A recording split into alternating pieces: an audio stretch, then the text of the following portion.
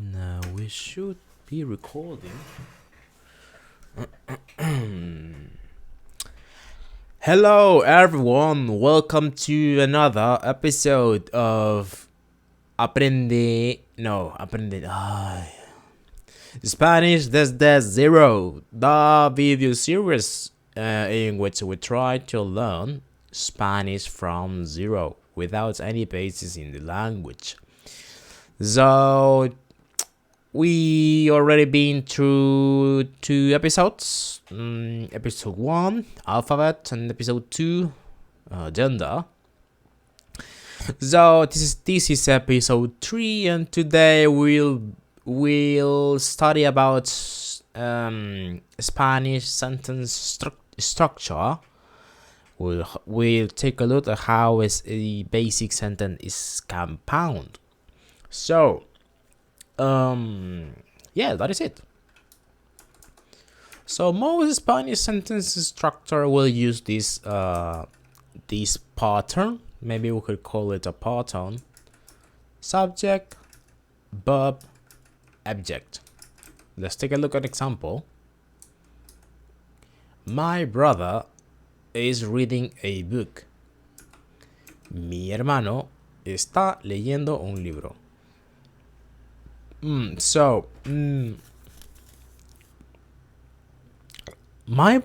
This sentence is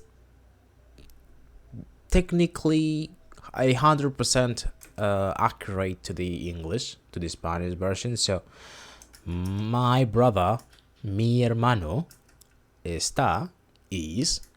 reading, leyendo un libro, book. My brother is reading a book.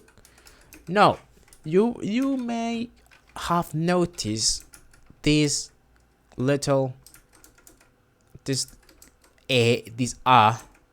with this little symbol above. Now on the top. Now what this means? This is a accent a accent a. In Spanish, we have this concept called accent, where a vowel we have this little symbol in the top. For example, this is a and normal a. For if we say está, is basically is, right? Is. But if we say esta is this one. This, for example, esta mesa es roja. This table is red. But if we say esta mesa es roja, it's like saying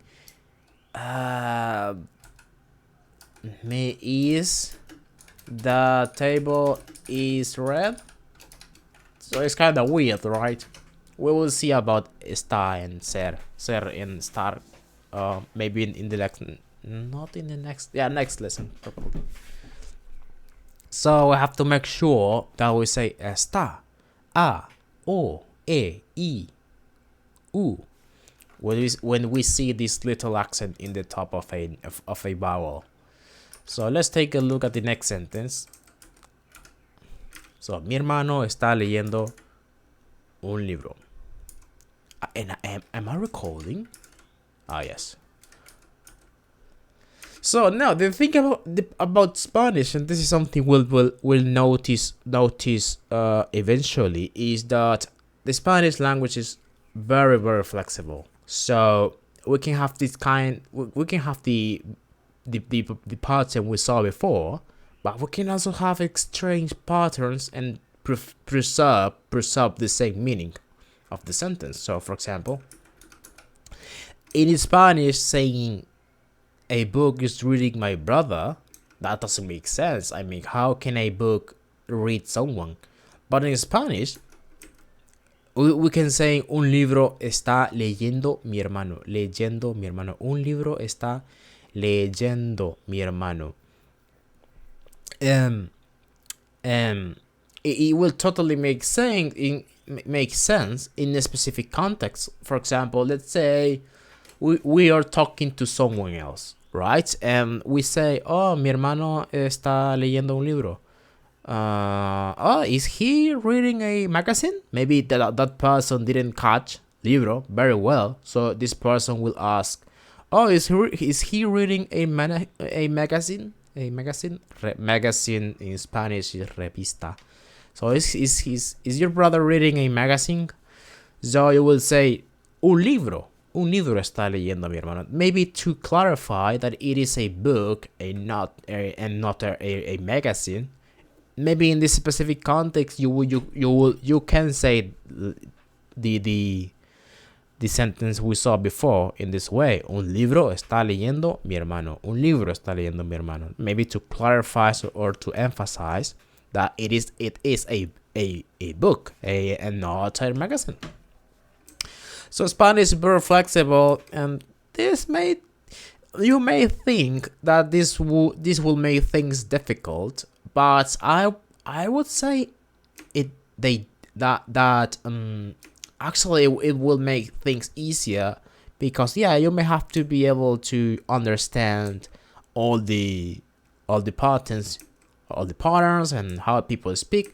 But the thing is, you can come out with your own way of speaking. So that's the good thing about it. And yes. So next one, she's studying Spanish. Ella está estudiando Spanish, español. Again, a perfectly translatable sentence with the same structure. It is just a matter of replacing vocabulary. Ella está estudiando español. But then maybe someone didn't catch that very well and say, oh, is she studying French? Maybe something that sounds like ish, like, oh, is she studying English? Is she studying Scottish? Is she studying Scottish? And you will say Spanish. Is studying her. Español. Está estudiando ella. Español está estudiando ella. So that is it. When it comes to Spanish sentence structure, we'll learn more about this eventually when we start learning about more grammar. So let's continue on with Spanish types of Spanish sentences. Now this is something interesting. So the first type we are gonna see today is statements and declarations. So basically, also known as oraciones enunciativas. So these are sentences that estas son oraciones que simplemente simply declare, inform about something. Simplemente estas son oraciones que simplemente declaran and inform e informan about something, sobre algo, both in an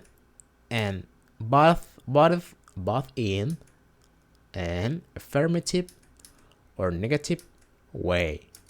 Both, ambas, and affirmative, de forma afirmativa or negativa, de forma negativa o positiva. So let's take a look at some examples. Mañana voy al mercado. Mañana voy al mercado. I think this is not... I don't like this translation. Maybe I'm going to the market tomorrow.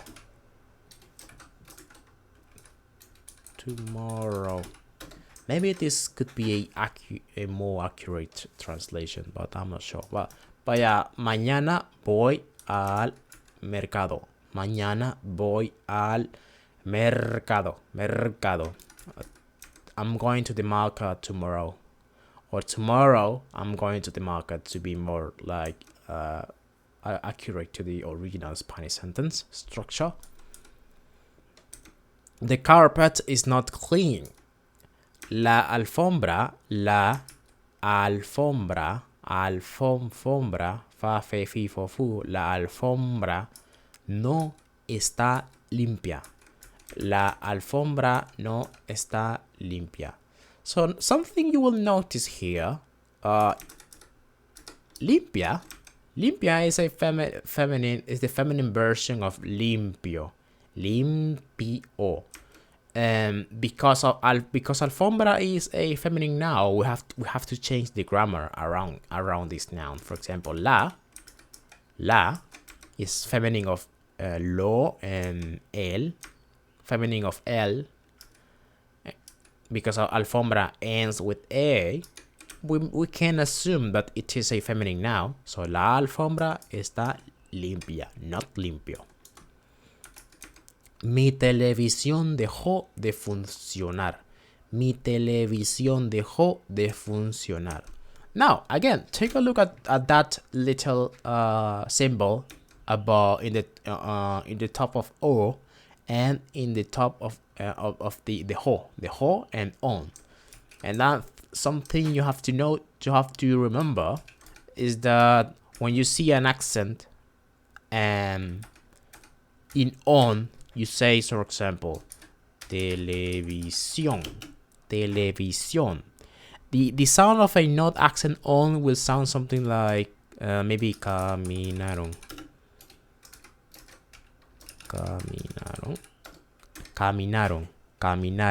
Not caminaron. Televisión.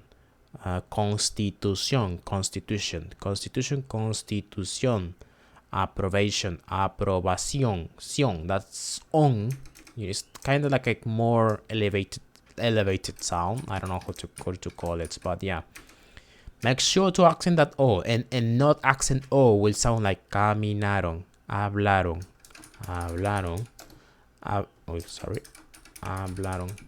caminaron, hablaron, corrieron, caminaron, hablaron. And a accent O, camarón, canción, camarón, televisión. Always remember to accent that on and dejó.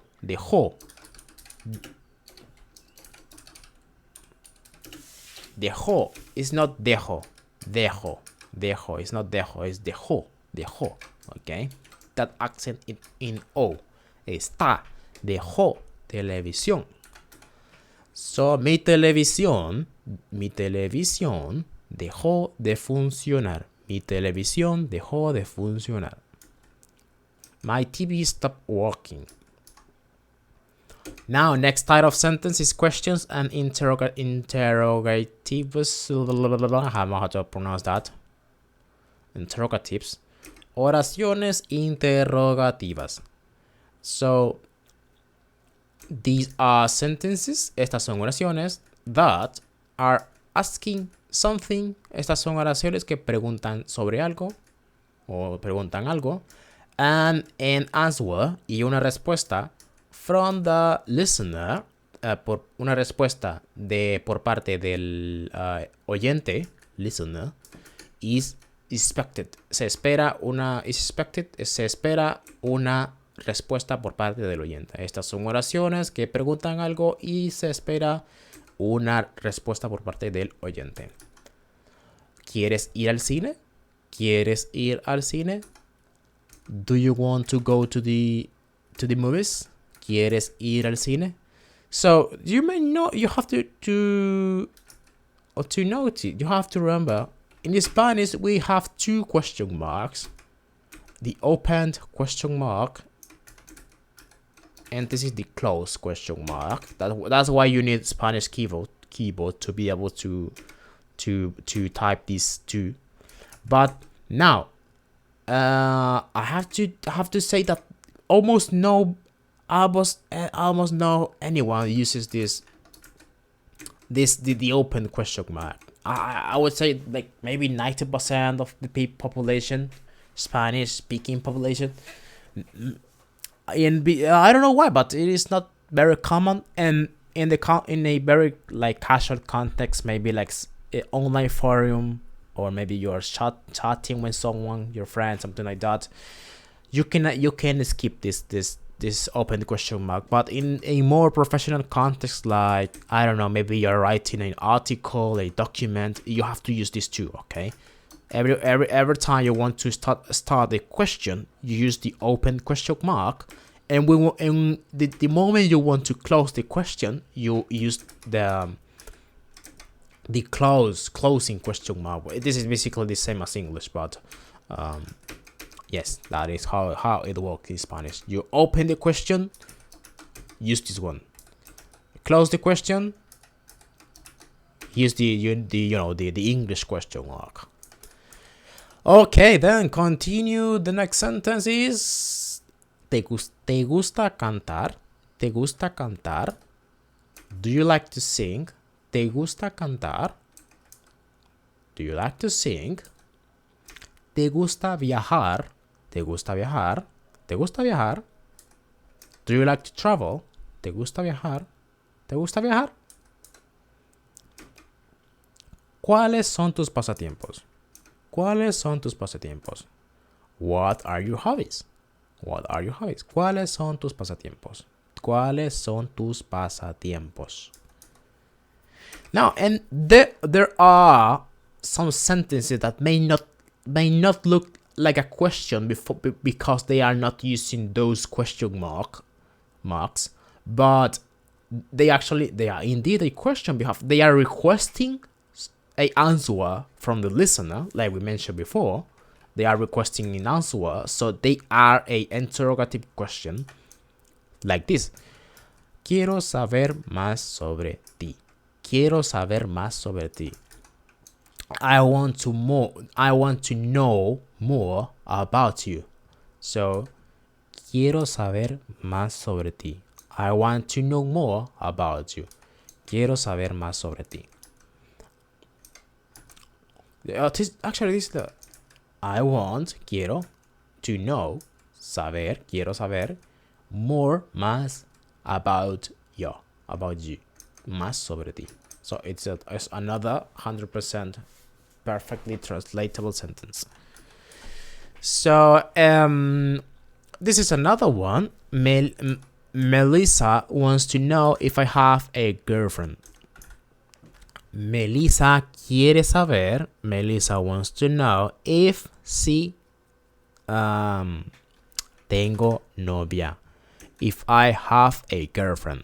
So this sentence may not look like an interrogative sentence or like a question because we there's no question marks in here, but this is actually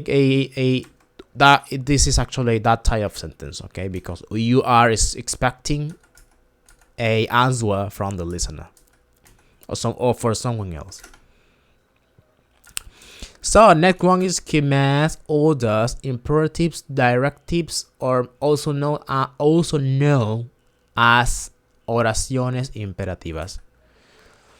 So these are sentences. Estas son oraciones that que express and order, expresan una orden, a command, un comando, that would be order, command. How to translate this command? Una orden, una petición, a request. I'm not sure how to translate command. I mean, in Spanish, command is commando, but you don't say that like that in Spanish. You don't use commando like that. So, no cruces la carretera. No cruces la carretera. No cruces la carretera. Don't cross the street. No cruces la carretera. Teach me how to cook. Enséñame Teach me how to cook. Cómo cocinar. Teach me English. Enséñame inglés. Take a look at that. Enséñame inglés. Make sure to pronounce it correctly and not enséñame or enséñame. Enséñame inglés. Oh, this is a phrase that you will actually use a lot, maybe in your Spanish journey. During all your Spanish journey, this is something you will say a lot. Tell me how to say this in Spanish. Dime how to say, cómo decir this, esto, en español, en Spanish. Tell me how to say this in Spanish. Dime cómo decir esto en español. Dime cómo decir esto en español. Dame un minuto de tu tiempo. Give me a minute, un minuto of your time, de tu tiempo. Give me a minute of your time. Dame un minuto de tu tiempo. Dame un minuto de tu tiempo. Oh my God, too many. Dame un minuto de tu tiempo.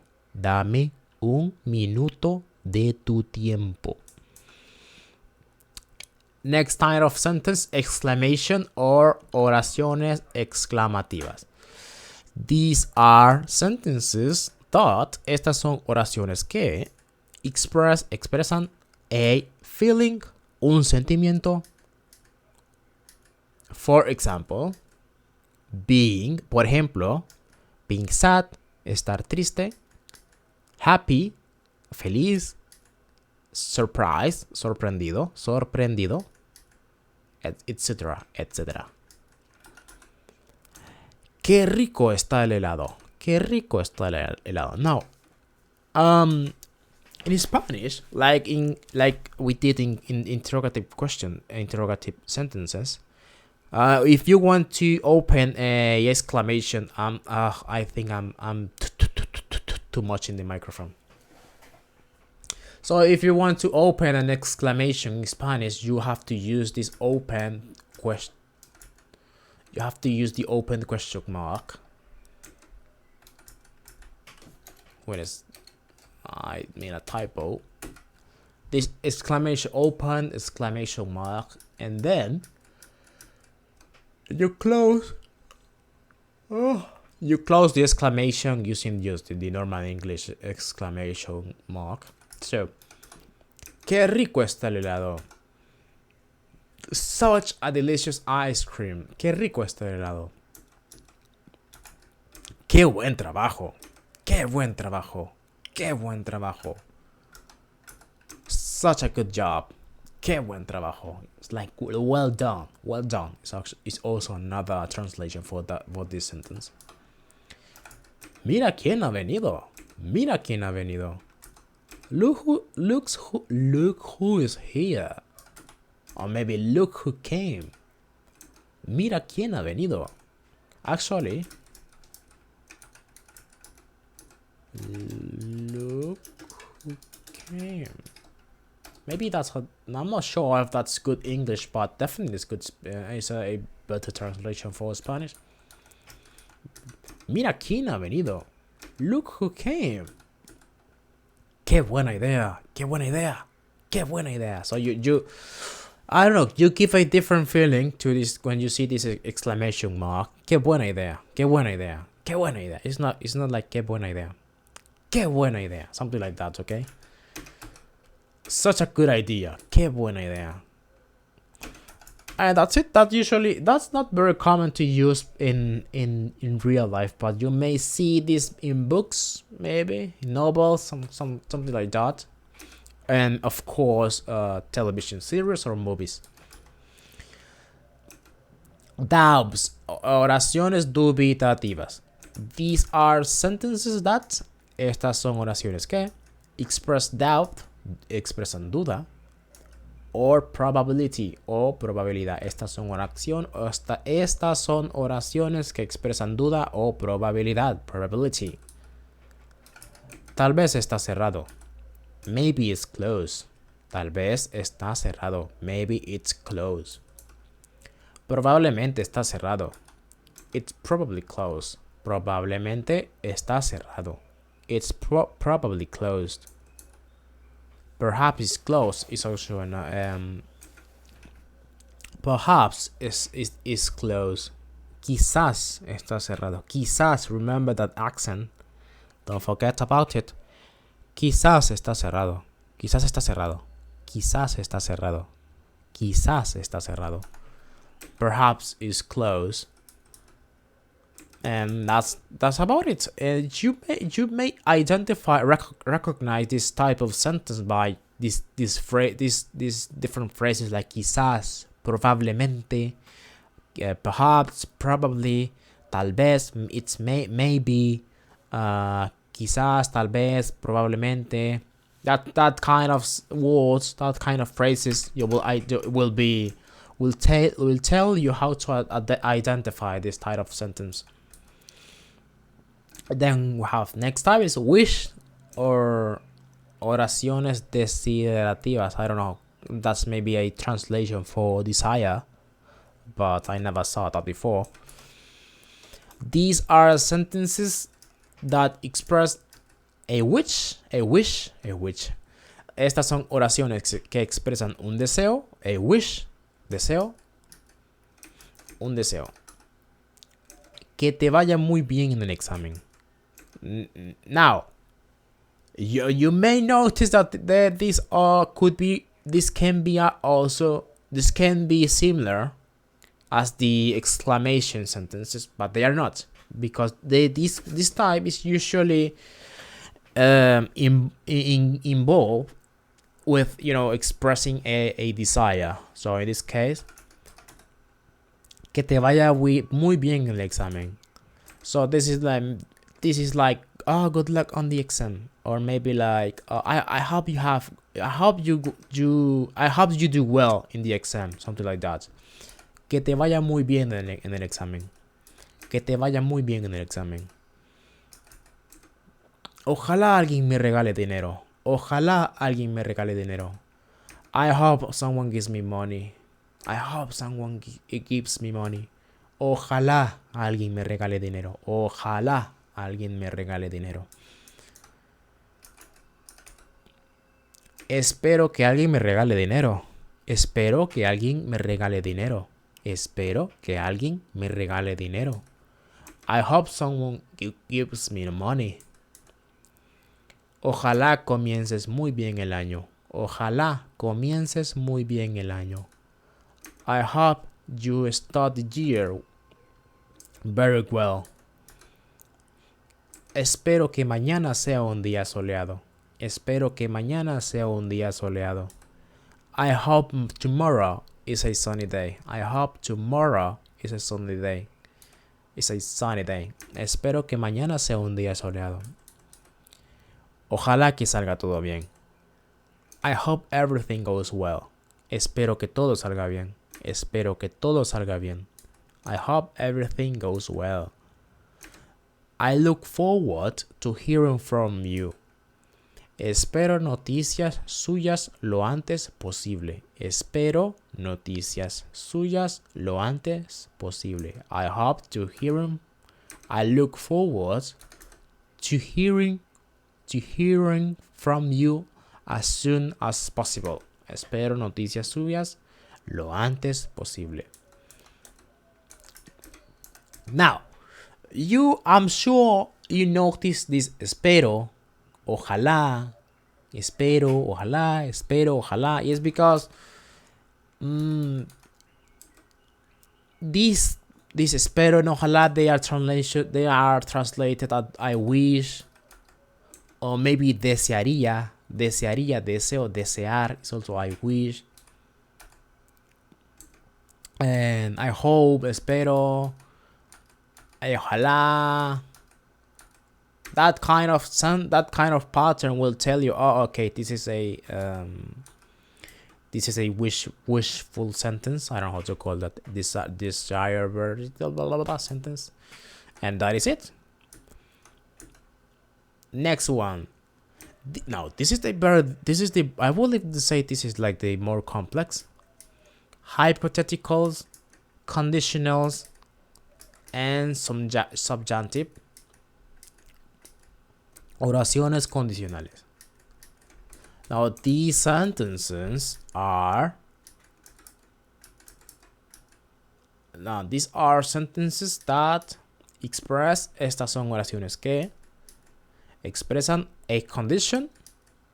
Expresan un condicional. Condition. O una condición. Te iré a visitar si estás desocupada. Te iré a visitar si estás desocupada. Te iré a visitar si estás desocupada. I'll visit you if you are free. I'll visit you if you are free. Let me drink some water. Oh, my mouth is dry.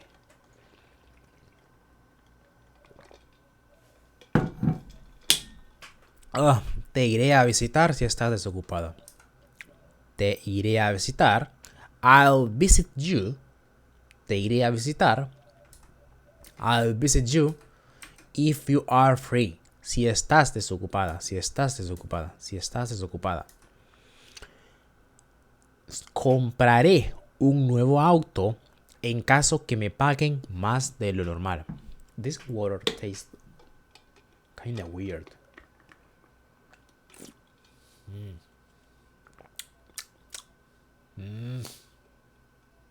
Should I keep drinking this? I hope I don't die. Compraré un nuevo auto en caso de que me paguen más de lo normal. I'll buy a new car in case I get paid more than usual. So you can notice that it's not the if or if, the if type of sentence. It's also in case, if, in the case of, something like that, okay? Compraré un nuevo auto en caso de que me paguen más de lo normal. Más de lo normal. Si llueve, no podemos ir al parque. Si llueve, no podemos ir al parque. If it rains, we can't go to the park. Si llueve, no podemos ir al parque. Si llueve, no podemos ir al parque. Si estudias mucho, aprobarás el examen. If you study hard, or maybe if you study a lot, maybe, yeah, a lot. If you study a lot, si estudias mucho, if you study a lot, you will pass, aprobarás, the exam, el examen. If you study a lot, si estudias mucho, if you study a lot, aprobarás, you will pass, the exam, el examen. Si vas al supermercado, compra manzanas. Si vas al supermercado, compra manzanas. If you go to the supermarket, buy apples. If you go, si vas, to the supermarket, al supermercado, buy, compra, apples. Manzanas, compra manzanas. Si vino a la fiesta, yo no lo vi. If he came to the party, I didn't see him, or I did not see him. Si vino a la fiesta, I did not hear him.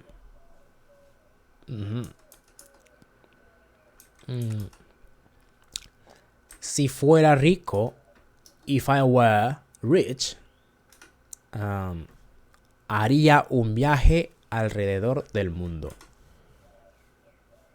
If I were rich, si fuera rico, I would take a trip around the world. Around the world. Si fuera rico, haría un viaje alrededor del mundo. Around the world. Viaje. I would take a trip. Haría un viaje. I would take a trip. Haría un viaje around the world. Alrededor del mundo. Si hubieras estudiado, if you had studied, you would have passed the exam. Si hubieras estudiado, if you had studied, habrías aprobado. You would have passed. Habrías aprobado. You would have passed the exam. El examen. Si hubieras estudiado, habrías aprobado el examen. You can also say pasado, because pass in Spanish you can say paseo. Like, oh, I passed the exam. Pasé el examen. So, yeah, you can say that as well. Si hubieras comprado esa casa, if you had bought that house, si hubieras comprado esa casa, ahora serías rico. You would be rich now. Si hubieras comprado esa casa, if you had bought that house, si hubieras comprado esa casa, you would be rich now. Ahora serías rico. That ias, remember, that ias is an accent. No, it's not serias, because serias, let me clarify this. So serias is maybe like those girls are serious. Person, I don't know. Esas chicas son serias. Those girls are serious.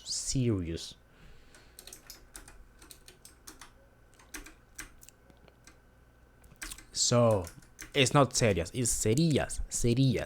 Serías is like would be. Like would be. Okay, let me my notepad froze. Let me close that piece of chunk. Come on. Okay, we're back. If you had bought that house, you would be rich now. Okay, then that is all. Remember, types of sentences. You don't have to. Don't worry. We are not gonna see all these type of sentences in the next episodes, in the coming episodes. This is just a way to expose you to what is basic, what is advanced, what is in the middle, so you can be familiar with more familiar with Spanish. But in the next lesson will be actually very easy. We may study about pronouns, who knows.